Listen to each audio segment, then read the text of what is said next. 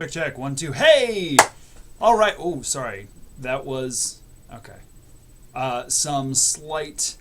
Um, yeah, some technical difficulties. Sorry about that. Hey, welcome to the first episode of, or the 0 episode, I suppose, of Pastors for Yang.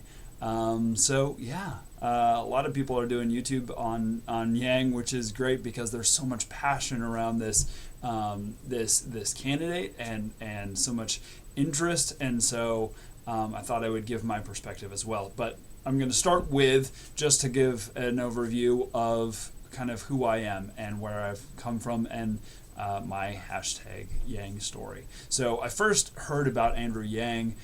He kept coming up on my Google feed on just news, just random articles about Andrew Yang.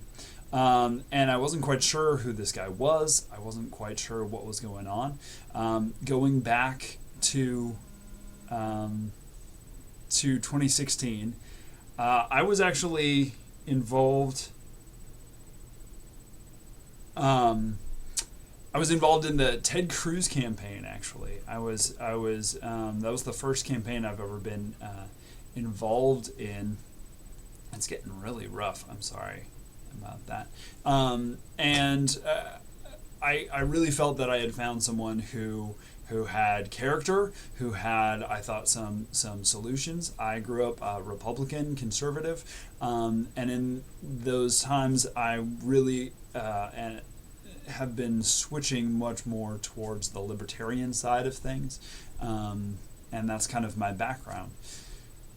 And then 2015 happened, and despite my efforts and many people's efforts in South Carolina, where I live in the upstate, Donald Trump got quite a bit of interest in my state, and then went on to win the nomination.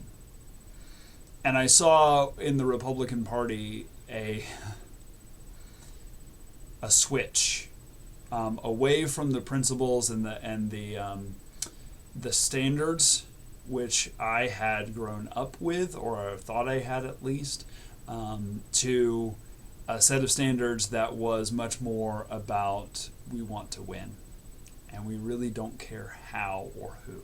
We just want to win. And I had lots of conversations with people, and people I love dearly, and who had been supporting, for instance, Ben Carson, right? Hardcore Ben Carson, he's a great guy. And I was like, absolutely, he is a great guy. I don't think he's the best guy, but he's a great guy.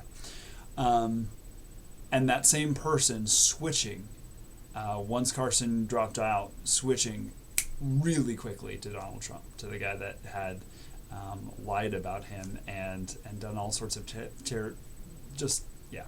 all sorts of things. I was very disappointed with the nomination of the Republican candidate in 2016.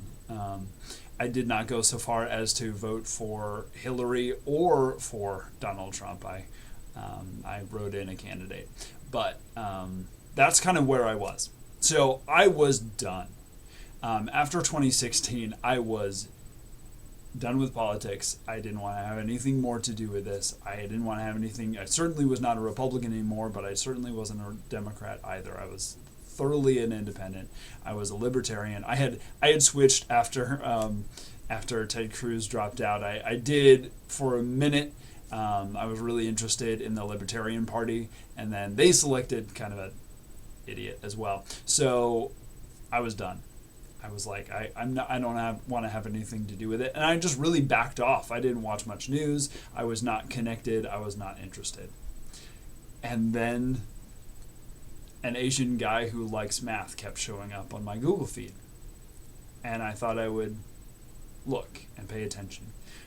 My first real interaction with Andrew Yang was not actually the Seth or the Rogan interview, as most people's was. I actually didn't see that until last week, actually, which is crazy. I don't know why I hadn't seen it. But it was not Ben Shapiro. I don't know, my brain's not working. It's a little bit late, but another long form interview. And I started just listening, and I started looking, and I started reading his policies, which is a wonderful change that you could actually read policies, over 100 at the time, and now it's like 150 or something like that. All sorts of different ideas about this is how we should be as a country. And I read The War on Normal People, and I am hooked, absolutely. And I want to bring a perspective. I am a pastor. I'm a pastor of a small church in the upstate of South Carolina, and I think I have a unique perspective, and so I want to share that as well, because this is part of it.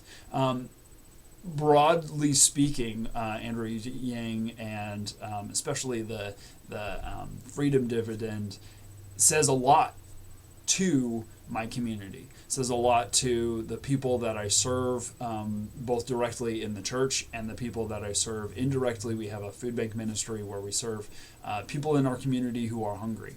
And I think about the way that my life would be changed, the way that other people's lives would be changed from this scraping by and just barely making it. When we fill out applications for the food bank, we ask, do you receive food stamps? And so many times I have heard, yes, $16 a month.